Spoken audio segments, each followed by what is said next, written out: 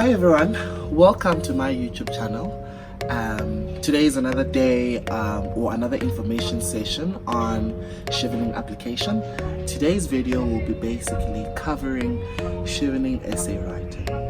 If you've watched the previous video, you would have noted that the first advice that I gave is that you need to go through a reflection exercise.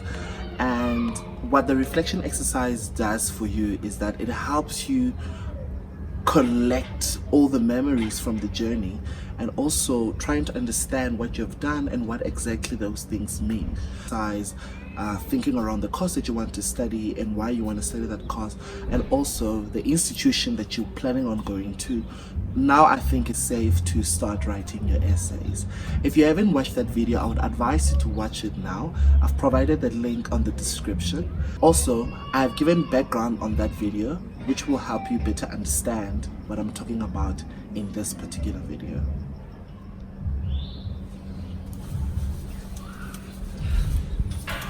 Awesome. So the very first thing that you need to do is to check what exactly Chevening is asking of you.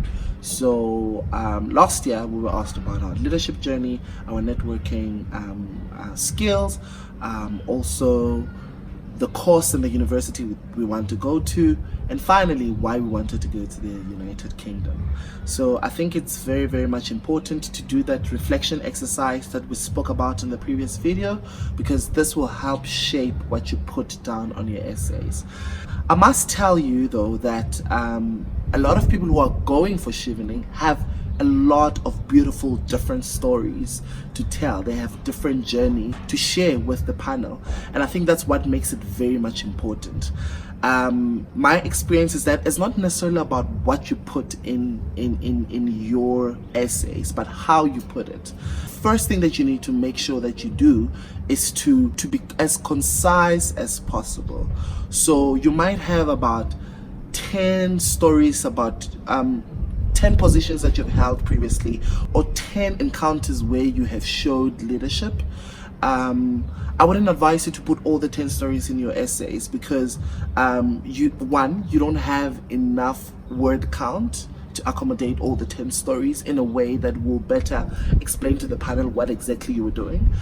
Secondly, if you are concise, then you help build on those small stories. So for instance, I spoke about 3 encounters, but how I did it as well, I linked the stories. So I was talking about my time when I was serving as a treasurer of an organization at varsity, and at the time I was a treasurer for 2 different organizations. One was a Christian organization and the other was the Golden Key Honor Society. Most of you are familiar with it. So I explained about my experiences in both organizations, but what I did is also I was contrasting my experiences in those different organizations. One, how I dealt with the different kinds of characters in those spaces. More than anything, how I executed my mandate in the different organizations. So you know that if you're in a Christian organization, there is more to some extent, people are not always honest. They're not always upfront with other individuals if they're not doing their work well, just because they're trying to protect relationships and all of those things. On the other hand, when you go to a different organization where it's a diverse group of students, where we don't necessarily share the same beliefs, then the dynamics, they change. Further than that, more than just explaining about the journeys, you need to back your stories with clear examples. So if you say that I am a dedicated leader, I'm a leader who's focused, I'm a leader who's selfless, then you need to give an example about how you have showed up in spaces or how you've been selfless in your serving in those different committees.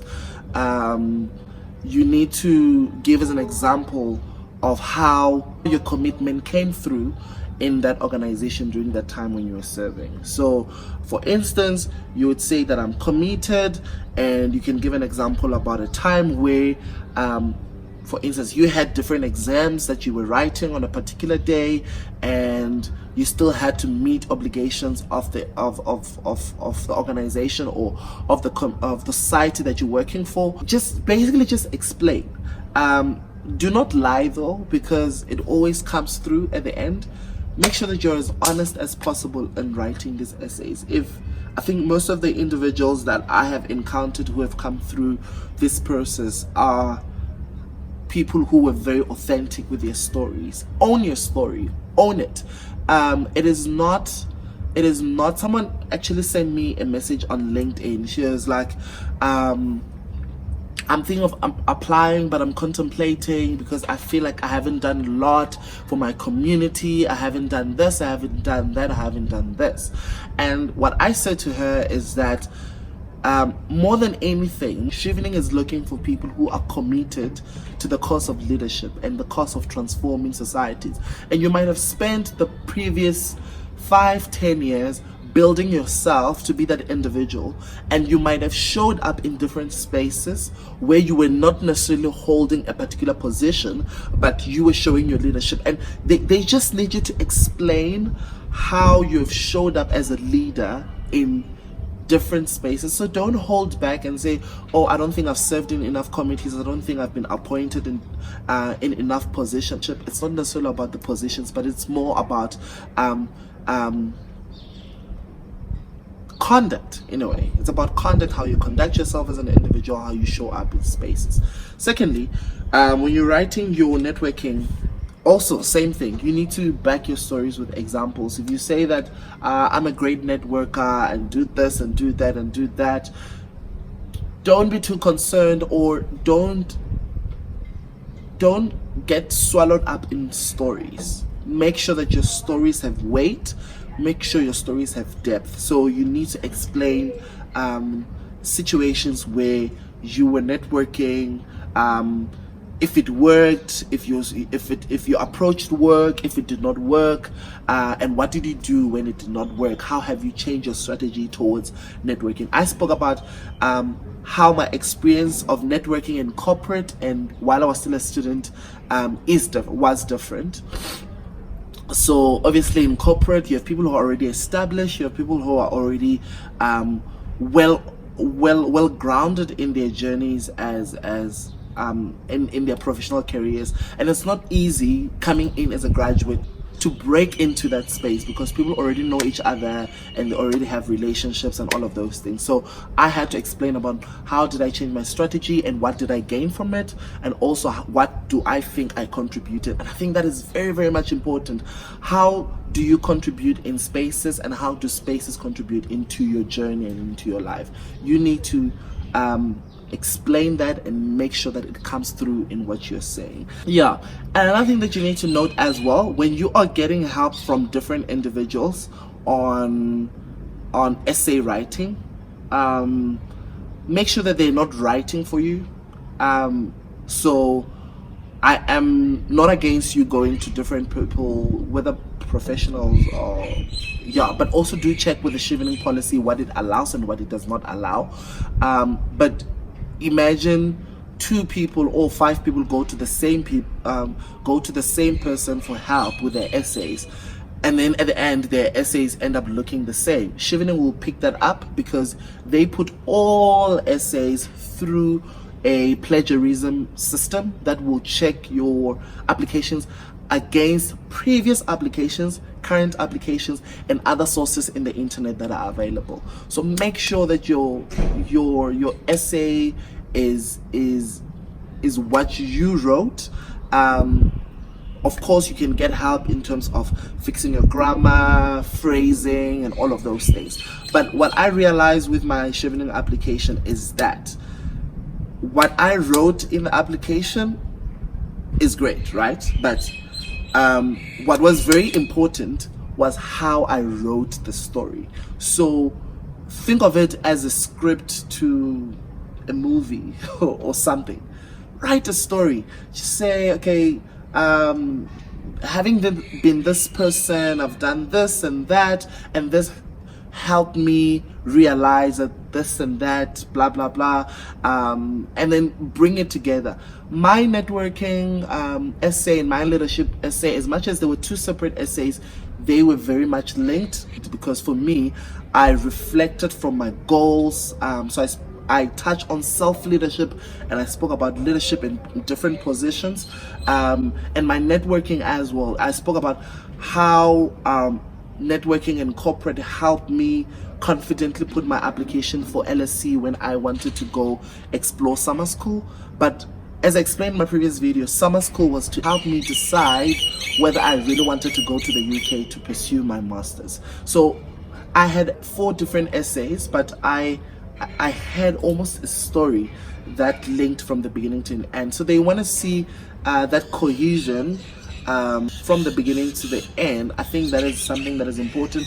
If someone is reading your essays from the beginning to the end, they're able to say, okay, this is one individual who wrote this, but more than anything, this was one individual who went through this journey. So there shouldn't be disconnect between the different stories that you are explaining in your application. So you're fully satisfied, you can send it to a friend for them to read.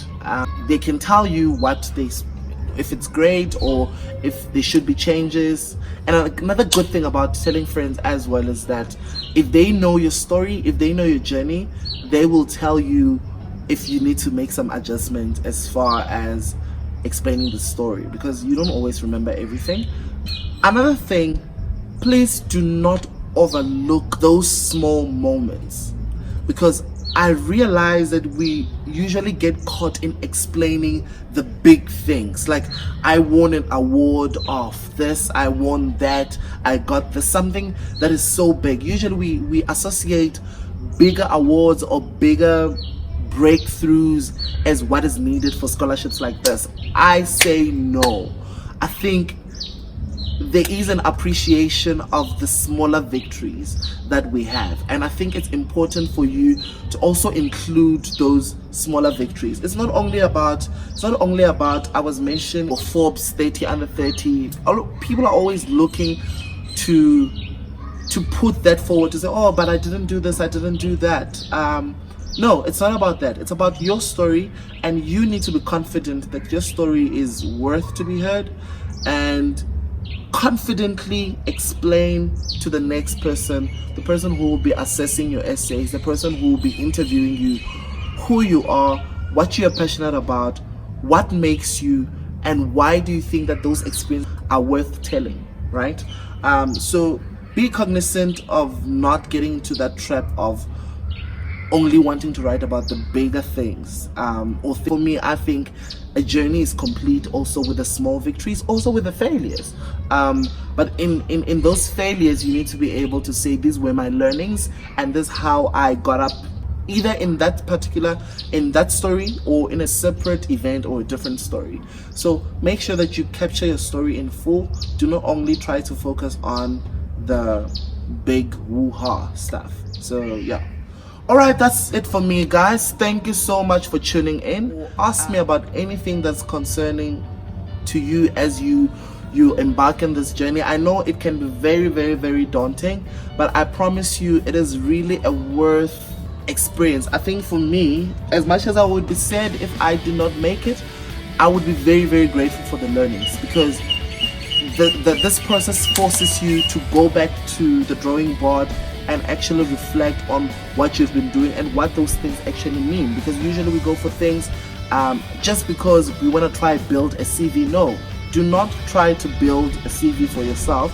Make sure that every single day of your life you're living up stories that are very honest to you and important for your journey. So yeah, if this video has been helpful to you, please give it a thumbs up, share it with your friends.